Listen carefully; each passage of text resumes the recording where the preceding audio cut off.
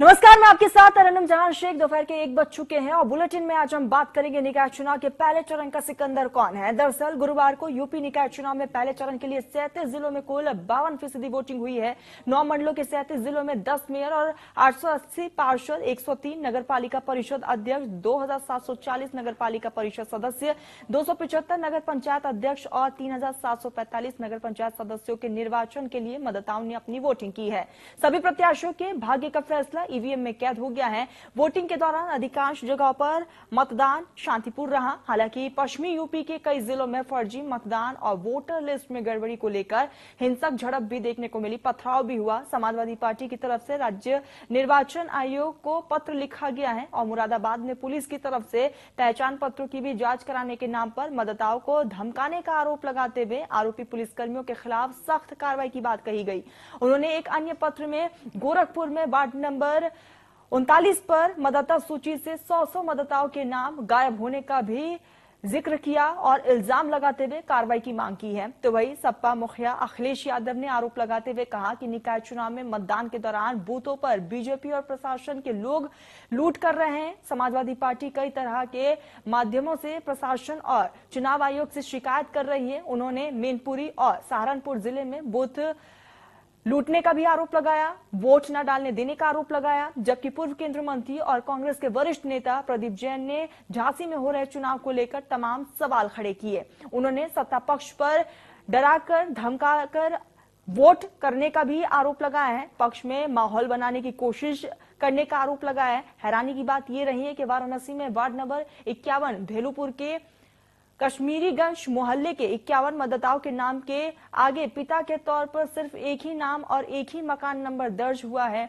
और देखते ही देखते मतदाता सूची सोशल मीडिया पर वायरल हो चुकी है। और इसी पूरे मामले को लेकर मतदाता सूची तैयार करने वाले कर्मचारियों की कार्यशैली पर भी सवाल निशान उठ रहे हैं। समाजवादी पार्टी समेत विपक्षी दलों के नेताओं ने फर्जीवाड़ा का आरोप लगाया। जिला निर्वाचन अधिकारी से जांच कराकर दोषी कर्मचारियों पर कार्रवाई की मांग की गई है। फिलहाल निकाय चुनाव के पहले चरण में कुल महज 52% ही वोटिंग हुई है। निकाय के पहले चरण के चुनाव में कम वोटिंग के साथ साथ विपक्षी पार्टियों की तरफ से लगाए जा रहे धांधली के आरोप से जहां बीजेपी की बेचैनी बढ़ चुकी है, तो वही समाजवादी पार्टी, बहुजन समाज पार्टी के लिए थोड़ी राहत जरूर है। हालांकि इसको लेकर किसको फायदा होगा ये देखने वाली बात है, जिसके और किसको नुकसान होता है। पहले चरण का आखिर सिकंदर कौन है, इसका फैसला 13 मई को होगा, क्योंकि ईवीएम में अब जनता का फैसला कैद हो चुका है।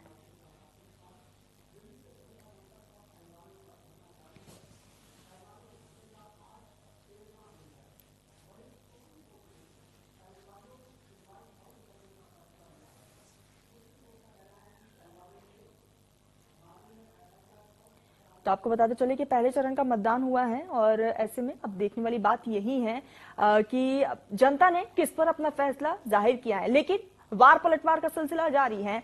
एक तरफ हमने देखा कि शांतिपूर्ण तरीके से कई जिलों में मतदान हुआ, लेकिन दूसरी तरफ वो भी तस्वीरें सामने आई जहां पर समाजवादी पार्टी और बीजेपी के समर्थक आमने सामने नजर आए और माहौल खराब करने की कोशिश की गई है। और समाजवादी पार्टी लगातार सवाल निशान खड़ रहा है। सत्ता पक्ष पर सवाल निशान उठाए जा रहे हैं कि धांधली का आरोप लगाया जा रहा है, लोगों को डरा धमकाकर वोट डालने के लिए उकसाया गया, इसका भी आरोप लगाया जा रहा है। समाजवादी पार्टी लगातार निर्वाचन आयोग से अलग अलग प्लेटफॉर्म पर जाकर शिकायत भी कर रही है।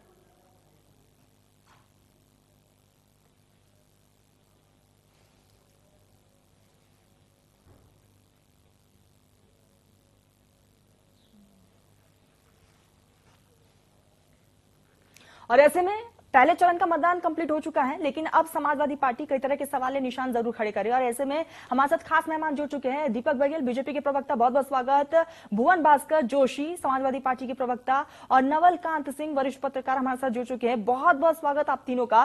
चर्चा की शुरुआत करेंगे, 30-30 सेकंड में आप सभी को दूंगी। दीपक जी, आप अपना बात रखिएगा कि यहाँ पर पहले चरण का चुनाव समाप्त हो चुका, लेकिन हमने तस्वीरें भी देखी, किस तरह की तस्वीरें देखने को मिली। समाजवादी पार्टी कई तरह का आरोप भी लगा रही है। 30 सेकंड है आपके पास, उसके बाद हम चर्चा की शुरुआत भी करेंगे।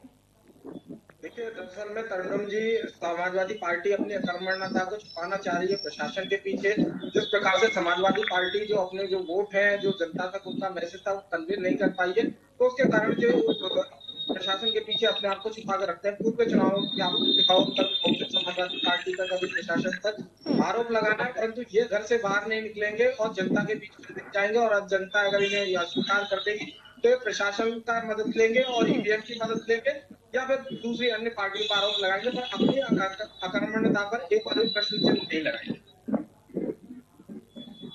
ठीक, भवन जी 30 सेकंड आपके पास भी। देखिए मैं कहना चाहता हूँ, फिरोजाबाद में हमारे कैंडिडेट के बेटे की हत्या चुनाव के मतदान से पूर्व हो गई है। इससे पता चलता है कि उत्तर प्रदेश किस दिशा की ओर चलने का काम कर रहा है। और जो घटनाएं आज आपने बताई वो हम नहीं कह रहे, सोशल मीडिया पर है किस प्रकार से मुस्लिम समाज की महिलाओं को मतदान करने के लिए किस प्रकार बाधक बनाया गया, किस प्रकार उनका एक ऐसा माहौल तैयार किया गया कि मतदान ही ना हो सके।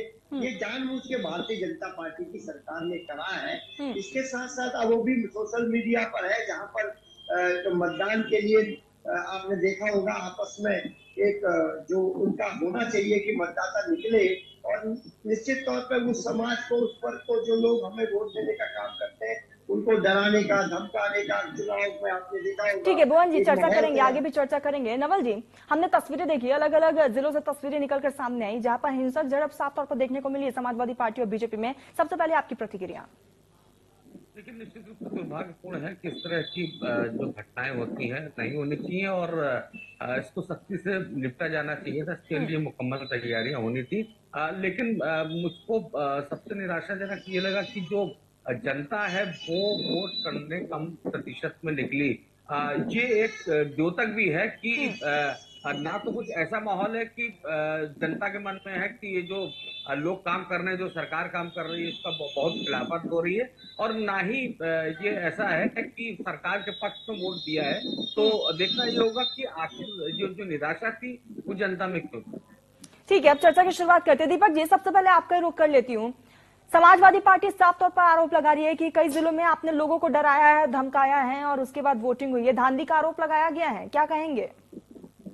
देखिए तरन्नुम जी, मैंने अपने शुरुआती स्टेटमेंट में जो कहा वही बात है कि समाजवादी पार्टी के जो लोग हैं वो जनता के बीच में जाते नहीं, जनता के बीच में लगातार उनके बारे में, उनके सुख दुख में सम्मिलित होते नहीं। तो उसके बाद अगर जनता इन्हें नकार देती है तो शासन के पीछे क्यों छुपते हैं? क्यों अभी से इन्होंने हार जो मान ली है उसका ठीकरा फोड़ने के लिए पहले से प्रशासन को तैयार कर रखा है। देखिए अगर वहां पर किसी प्रकार की कोई घटना होती है तो वहाँ प्रशासन मौजूद है। अगर ऐसी घटनाएं हुई तो कई जगह पर ऐसी भी घटनाएं सामने आई जहाँ भारतीय जनता पार्टी के कार्यकर्ताओं के खिलाफ प्रशासन ने कार्रवाई करने का काम किया। अगर कहीं पर भी कोई भी दोषी है वो किसी पार्टी से संबंधित नहीं है। प्रशासन ने निष्पक्ष चुनाव करवाए हैं और उसमें किसी भी प्रकार की कोई धांधली नहीं हुई, परंतु समाजवादी पार्टी के लोग अपने